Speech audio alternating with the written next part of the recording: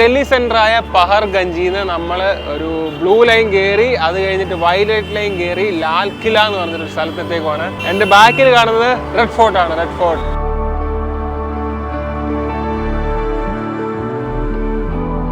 നമ്മൾ red fort explore ചെയ്യാനല്ല ഇന്ന് വന്നത്. നമ്മൾ ഇവിടുന്ന് നേരെ ചാന്ദിനി ചൗക്ക്, അതായത് ഇവിടുത്തെ ഒരു വലിയ മാർക്കറ്റാണ്, മാർക്കറ്റ് സ്ട്രീറ്റാണ് ചാന്ദിനി ചൗക്ക്. ചാന്ദിനി ചൗക്ക് എക്സ്പ്ലോർ ചെയ്യാൻ വേണ്ടിയാണ് ഇന്ന് ഞാൻ ഇറങ്ങിയേക്കുന്നത്. എൻ്റെ കൂടെ മിസ്റ്റർ തങ്കപ്പാണ്ടി ഉണ്ട്. അപ്പോൾ ചാന്ദിനി ചൗക്കിൻ്റെ കുറച്ച് കാഴ്ചകൾ കണ്ടാലോ?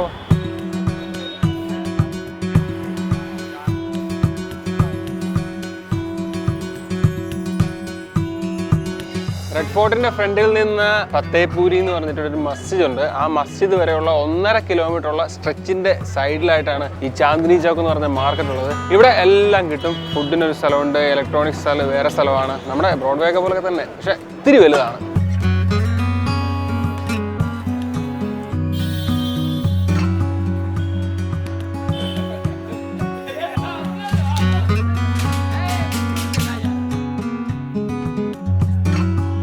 ഇത് വെറും ഒരു മാർക്കറ്റ് മാത്രമല്ല, ചരിത്രപ്രധാനമായ കുറേ കാര്യങ്ങൾ പറയാനുണ്ട് ഈ മാർക്കറ്റിന്. 17-ാം നൂറ്റാണ്ടിലാണ് ഷാജഹാൻ ചക്രവർത്തിയുടെ പുത്രിയായ ജഹന്നറ ബീഗം ഈ മാർക്കറ്റും പിന്നെ ഡൽഹിയിലെ പ്രധാനപ്പെട്ട കുറേ സംഭവങ്ങളൊക്കെ ഡിസൈൻ ചെയ്ത് 17-ാം നൂറ്റാണ്ടിൽ. അതിനുശേഷം ബ്രിട്ടീഷുകാർ വന്നു. ബ്രിട്ടീഷുകാർ ഇത് പിന്നീട് മോഡിഫൈ ചെയ്തു.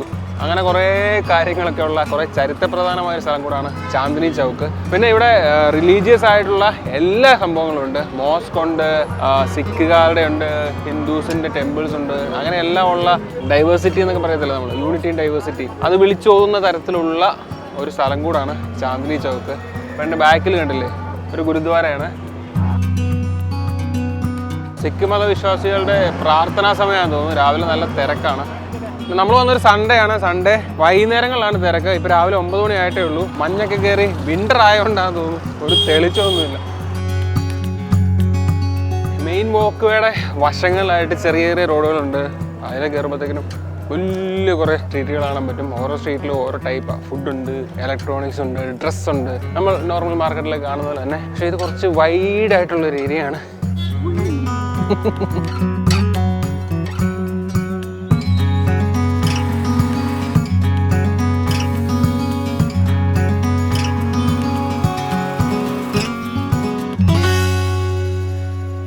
ചാന്ദിനി ചൗക്കിലൂടെ കുറച്ചിങ് നടന്നു വരുമ്പോഴത്തേക്കിനും നമ്മൾ ഏതൊക്കെ ഒരു ട്രെയിൻ എടുത്തു. ആ ട്രെയിനിൽ കൂടെയൊക്കെ കയറി വന്നപ്പം ഇവിടുത്തെ ഇന്ത്യയിലെ തന്നെ വൺ ഓഫ് ദി ബിഗ്ഗസ്റ്റ് മോസ്കായ ജമാ മസ്ജിദിൻ്റെ അടുത്തെത്തി. ജമാ മസ്ജിദ് എന്ന് പറഞ്ഞാൽ ഷാജഹാൻ ചക്രവർത്തി 1650 കാലഘട്ടത്തിൽ നിർമ്മിച്ചതാണ്. ഇതെല്ലാം ഷാജഹാൻ്റെ ഭരണ ഏരിയ ആയിരുന്നു. അപ്പോൾ അതുകൊണ്ട് ഈ സ്ഥലത്തിന് ഷാജഹാനാബാദ് എന്ന് ഒരു പേരുണ്ട് ഓൾഡ് ഡൽഹിക്ക്. എൻ്റെ ബാക്കിൽ കാണുന്നതാണ് ജമാ മസ്ജിദ്. നമ്മൾ വെളുപ്പിനെ ഇറങ്ങിയോണ്ട് ഫുഡൊന്നും കഴിച്ചില്ല. അപ്പോൾ ഇവിടെ ഒരു ഫേമസ് ആയിട്ടുള്ള കുറേ റെസ്റ്റോറൻറ്റ്സ് ഉണ്ട് ചാന്ദിനി ചൗക്കിൽ. അപ്പോൾ എവിടെയെങ്കിലും പോയി ഫുഡ് കഴിച്ചിട്ട് അതിനുള്ളിൽ ഒന്ന് കയറണമെന്നാണ് പ്ലാൻ. പോകാൻ വേണ്ടി ഖാന കീജിയെ. ഒരു 11 മണിയായപ്പം സ്ട്രീറ്റ് അങ്ങ് ഉണർന്നിട്ടുണ്ട്. അപ്പോൾ നല്ല തിരക്കായി.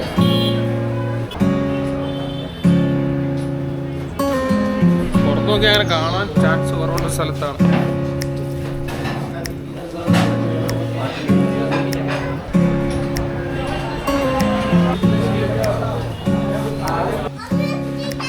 So what we will do is half nahari, half pan.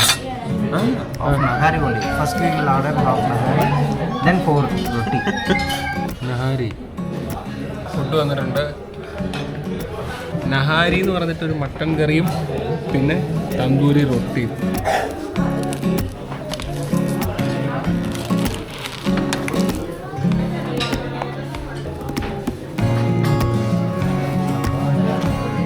The roti directly inside. നാട്ടിലെ മട്ടൻ കറിയുടെ ടേസ്റ്റ് ഇല്ല, വേറൊരു ടൈപ്പാണ്. കൊള്ളാം, കഴിക്കട്ടെ. ഗുഡാ പൊണ്ണി കിടില സാധനം, ഒന്നും പറയാനില്ല. പൈസ കൂടിയാലും അതിനുള്ള മുതലുണ്ട്. കാര്യം ഇവരുടെ ഈ കുക്കിംഗ് പ്രൊസീജിയറൊക്കെ ഡിഫറെൻ്റ് ആയതുകൊണ്ടാണ് ക്യാഷ് കൂടുന്നതെന്നൊക്കെയാണ് അറിയാൻ കഴിഞ്ഞത്. കിടില സാധനം കേട്ടോ. നഹാരി എന്ന സാധനമാണ് എനിക്ക് ഒന്നുകൂടെ കൂടുതൽ ഇഷ്ടമായത്. 330 രൂപ 350 രൂപ എങ്ങാണ്ടാണ് ഹാഫിന്. 2 ടൈപ്പ് കറിയുണ്ട്, നഹാരി പിന്നെ പായായ. അങ്ങനെ 2 ടൈപ്പ് കറിയുണ്ട്. 2 ടൈപ്പ് മട്ടൻ കറി, പിന്നെ അതിൻ്റെ കൂട്ടത്തിൽ 15 രൂപയ്ക്ക് തന്തൂരി റൊട്ടിയും കിട്ടും. ഈ ജമാ മസ്ജിദിൻ്റെ ഏരിയയിലോട്ടൊക്കെ എപ്പോഴേലൊക്കെ വരുവാണെങ്കിൽ ഈ കടയിൽ കയറിയിട്ടൊന്ന് ട്രൈ ചെയ്യുന്നതുകൊണ്ട് ഒരു തെറ്റുമില്ല. കിഡിലിനാണ്.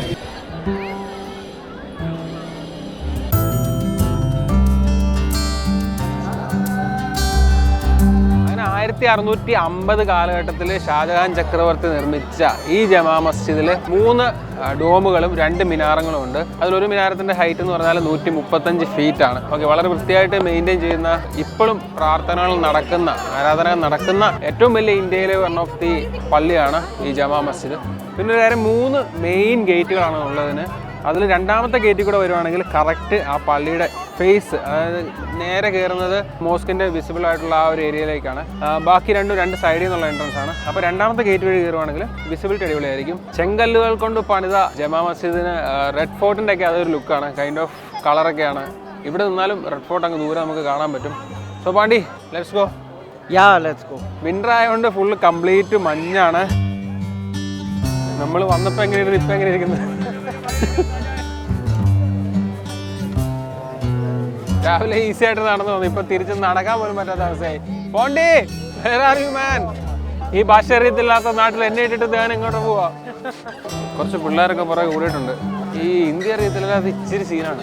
ഇച്ചിരി അല്ല, നല്ല വലിയ രീതിയിൽ സീനാണ്. പോയിട്ട് ഹിന്ദി പഠിക്കണമല്ലോ. നോക്കത്തിനാ ഭയ്യ 500 രൂപയുടെ ജാക്കറ്റാണ്. ഇപ്പോൾ പൂര 500 500 750 ജാക്കറ്റിന്. നമ്മൾ വന്ന വഴി തിരിച്ചു പോയി അപ്പുറത്ത് ഇറങ്ങുമ്പോഴത്തേക്കിനും നാളെ നേരം വിളിക്കും എന്നുള്ളൊരവസ്ഥ ആയതുകൊണ്ട് ജമാ മസ്ജിദിൽ നമുക്ക് മെട്രോ സ്റ്റേഷൻ ഉണ്ട്. ഇവിടുത്തെ മെട്രോ കിട്ടില്ല കേട്ടോ, ഞാൻ ഫസ്റ്റ് ടൈമാണ്. നമ്മളിപ്പോൾ അവിടുന്ന് ഇവിടെ വരാൻ എത്രയായി? പഹർജൻ ടു 20 rupees. 20 രൂപയേ ഉള്ളൂ. 20 രൂപ കൊടുത്തു കഴിഞ്ഞാൽ ഈസി ആയിട്ട് ഒരു സ്ഥലത്ത് നിന്ന് കയറി അടുത്ത സ്ഥലത്ത് എത്താൻ പറ്റും. 20 to 40 വരെ അങ്ങനെ കണ്ടാണ് ടിക്കറ്റ് റേറ്റ്. സോ നമ്മളിവിടെ വണ്ടി എടുത്തിട്ടുള്ള പരിപാടി ഒന്നും ചിന്തിക്കുകയേ വേണ്ട.